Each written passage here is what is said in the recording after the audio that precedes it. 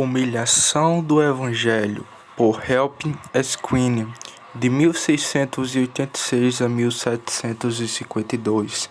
Não obstante, me lembrarei de minha aliança contigo nos dias de tua mocidade, e estabelecerei contigo uma aliança eterna.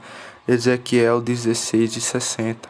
Depois de grandes convicções de pecado e grandes denúncias de julgamento contra Israel, na parte anterior do capítulo, o Senhor aqui no final lembra a misericórdia em meio à ira e termina todas as suas palavras tristes e pesadas como uma doce. E de fato a misericórdia deve começar do lado de Deus. Abre aspas. No entanto, eu me lembrarei da minha aliança contigo nos dias da tua mocidade e estabelecerei contigo uma aliança eterna. Fecho aspas. E qual será o efeito disso? Vemos no verso 61. Então te lembrarás dos teus caminhos e te envergonharás. É digno de nossa observação que quando Deus diz, eu me lembrarei da tua aliança, então ele acrescenta, você se lembrará dos seus pecados. Portanto, é evidente que nunca um pensamento penitente teria entrado em nossos corações se algum pensamento de paz e boa vontade não estivesse entrado no coração de Deus. Quando ele se lembra de sua aliança de misericórdia por nós, para não se lembrar dos nossos pecados contra nós, então nos lembramos dos nossos pecados contra nós mesmos, com vergonha. E na última parte do versículo ele acrescenta, quando receberes de tuas irmãs a mais velha e a mais nova, isto é, quando as nações gentias, algumas delas maiores do que tu e outras menores, tanto antigas como modernas, devem ser recebidos na comunhão da igreja e possuídos como membros da igreja de Deus, e eu as darei a ti por filhas. Elas serão meu presente para ti como filhas, eles serão nutridos e educados pelo Evangelho. Essa palavra do Senhor que virá de Sião dos judeus, de modo que Jerusalém abaixo pode, em certo sentido, ser chamada de mãe, e Jerusalém que é de cima, que é livre, será reconhecida como a mãe de todos nós. Gálatas 4:26. Elas serão tuas filhas, mas não pela tua aliança, isto é, teu pacto de deveres ou que você se voltou para uma aliança de obras. Não por aquela antiga aliança que foi violada, mas por aquela aliança que prometia escrever a lei no coração e colocar o temor de Deus na parte interior. Agora, quando você os receber, e quando os judeus e gentios estiverem unidos em Cristo, o cabeça da aliança, tu serás envergonhado dos teus próprios maus caminhos. Tu correrás aos olhos de um gentil no rosto, lembrando o quão pior dos gentios você era no dia de sua apostasia. Ele também significa seu próprio grandioso versículo 62. Estabelecerei minha aliança contigo. Ele havia dito antes, eu estabelecerei contigo uma aliança eterna. Versículo 60. Esta aliança é a aliança de Deus, é feita por ele com seu Filho Jesus Cristo. Fiz a aliança com os meus escolhidos, e esta é estabelecida nele para nós, e portanto pode-se dizer que está estabelecido conosco, como se ele tivesse dito, como eu estabelecerei como ele para ti, assim eu restabelecerei nele contigo. E então o efeito de esse restabelecimento será, saberás que eu sou o Senhor, que eu sou o Jeová, um Deus que pode, um Deus de poder e fiel à minha promessa. Muitas vezes foi dito com ira, você saberá que eu sou o Senhor. Você saberá o seu custo, mas aqui é dito em misericórdia. Aqui você pode observar tanto a natureza da verdadeira humilhação, quanto o fundamento dela. Primeiro, a natureza e as propriedades da verdadeira humilhação. Abre aspas. Tu te lembrarás e te confundirás, e nunca mais abrirás a tua boca por causa da tua vergonha. Fecho aspas. Segundo, o fundamento e a fonte dela, quando eu estiver pacificado para contigo por tudo que tens feito. Quando você me reconhece o Senhor, a ponto de vê-lo como um Deus reconciliado em Cristo, ele havia dito antes, eu me lembrarei da minha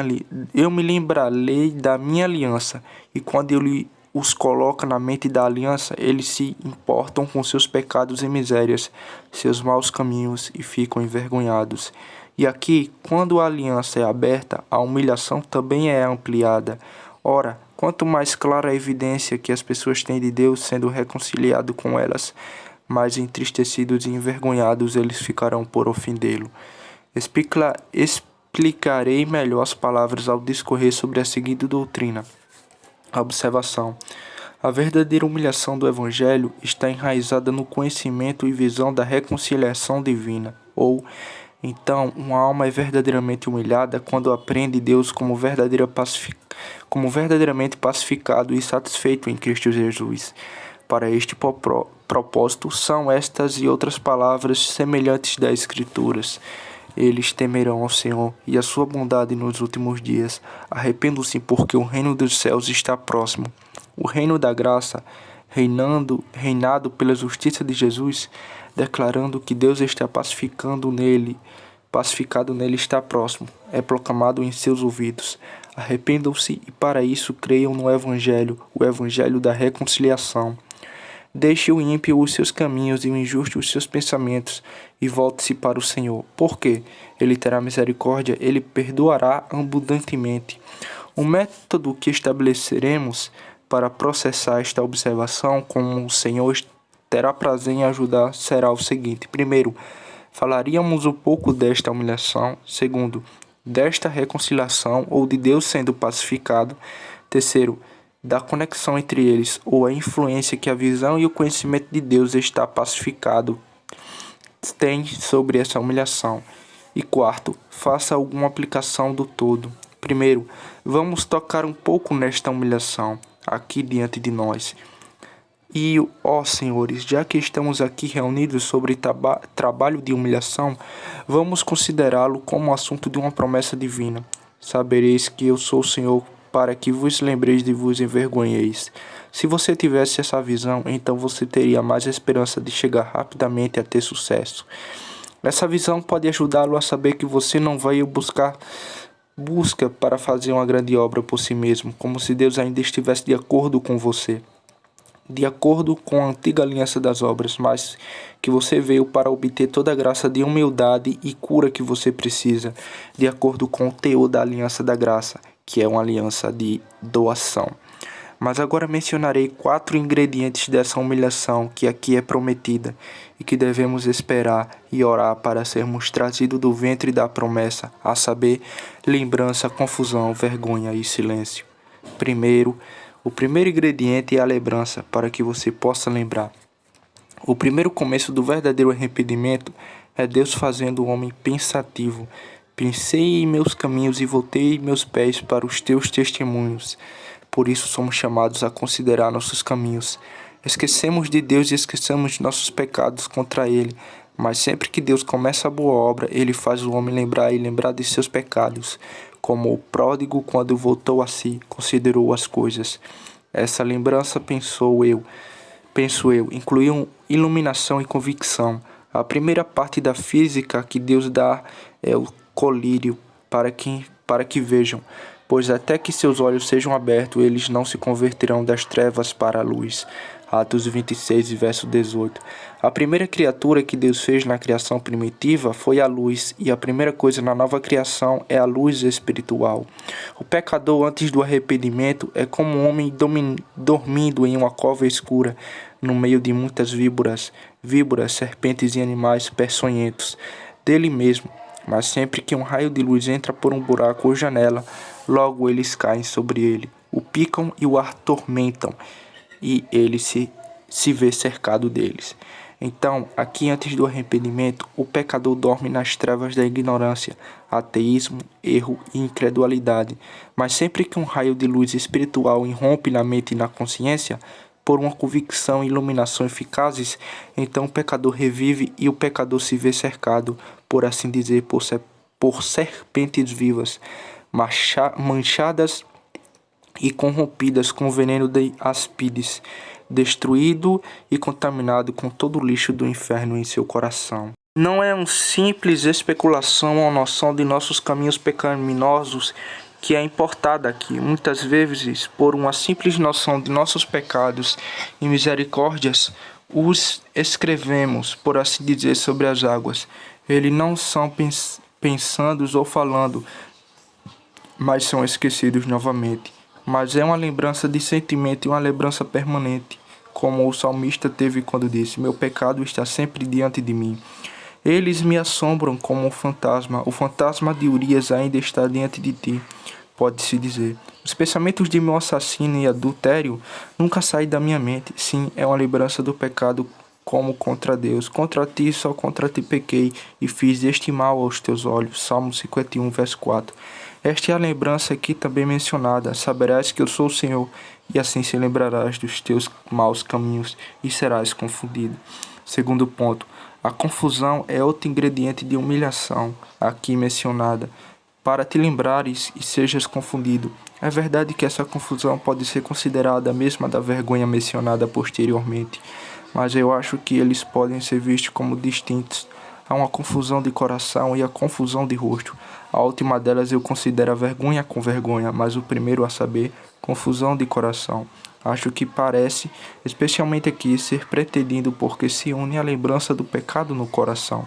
Tu te lembrarás e serás confundido, isto é, você terá uma lembrança que confunde o coração do seu pecado. E essa confusão de coração, eu acho, inclui contridão de coração ou algum grau de quebrantamento, compunção do coração, pelo qual o coração é picado e perfurado. Tristeza e angústia, coração. E a maioria desses ingredientes de arrependimento e tristeza, segundo Deus, mencionados, 2 Coríntios capítulo 7, verso 11. Pois eis que estas muitas coisas que vos entristeci, segundo a piedade divina, que cuidado operou em vós, sim, que purificação de vós mesmo, sim, que indignação, sim, que medo, sim, que desejo veemente, sim, que zelo, que vingança, sim, parece importar o coração sendo atingido com espanto por sua própria pecaminosidade e com espanto por sua própria loucura. Como um homem mergulhado nas profundezas, seus sentidos ficam instantaneamente confusos. Quando os pensamentos de um homem são por uma lembrança espiritual, mergulhados nas profundezas do pecado e da maldade, que ele vê em seu coração e caminhos, como ele está confuso de modo que não sabe o que pensar. Seus pecados estão além da sua compreensão. Quem pode entender seus erros? Seus próprios pecados do coração transbordam seus pensamentos e superam seu conhecimento. Enganoso é o coração mais do que todas as coisas e desesperadamente perverso. Quem o conhecerá? Jeremias 17:9. O homem é engolido nesta grande profundeza. Tu te lembrarás e serás confundido. Terceiro ponto. O próximo ingrediente é vergonha, como é mencionado aqui em Esdras 9, capítulo 6. Ó meu Deus, estou envergonhado e enrubesço ao levantar o meu rosto para ti, porque as nossas iniquidades se multiplicaram sobre as nossas cabeças. Senhor, nossa transgressão cresceu até os céus. O pobre publicano penitente é o contrário do orgulhoso fariseu. Ele tem vergonha de olhar para o céu. O pecador traz vergonha de uma forma ou de outra, mas é melhor quando traz uma vergonha santa diante de Deus. Alguém pode ter vergonha do pecado, por isso o leva a abrir a ignomia diante dos homens. Mas a alma verdadeiramente humilhada se envergonha do pecado diante de Deus, e isso em muitos aspectos. O pecado o torna culpado. Adão nunca coroou de vergonha, até se culpado de morte, o fruto proibido e se perceber nu.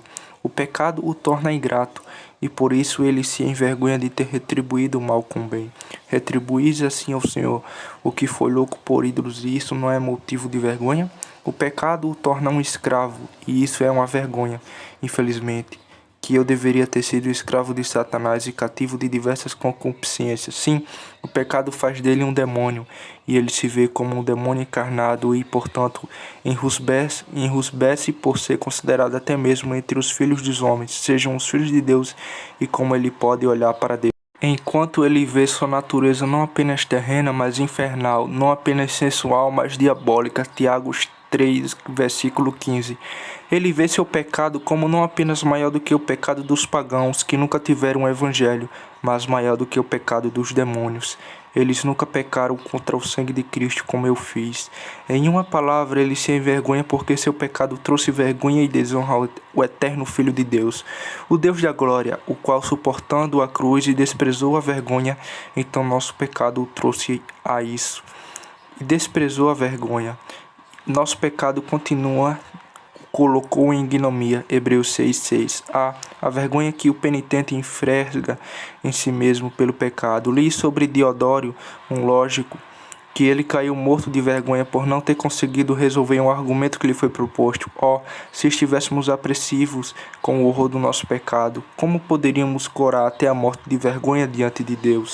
Quarto ponto. O próximo ingrediente é o silêncio. E nunca mais abra a boca por causa de sua vergonha. Este santo silêncio diante de Deus significa não abrir a boca em oposição a Deus, não ousando brigar com suas dispensações, mas reconhecendo que Deus só tem o direito de falar contra nós.